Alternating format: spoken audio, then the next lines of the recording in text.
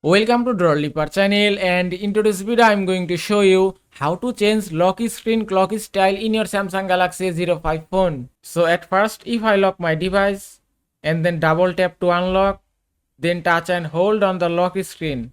Then type your current PIN or password to unlock your phone. And after unlocking your phone, you can see this interface. From here you can customize your lock screen. If you want to change your clock style, just tap on clock. Now from here you can set any clock style as you like. From here you can set analog or digital clock style as you want. If you want to set this clock style, just tap here. You can also change your clock color from here. You can set any color as you like. Then you can also change your clock text style from here. You can set any text style from here. Now if you tap on clock again, from here you can resize your clock size.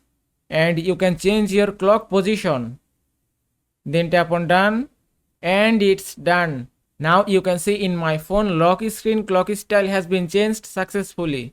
And that is how you can change lock screen clock style in your Samsung Galaxy A05 phone. I hope this video was helpful. If it was, please give it a thumbs up and don't forget to subscribe.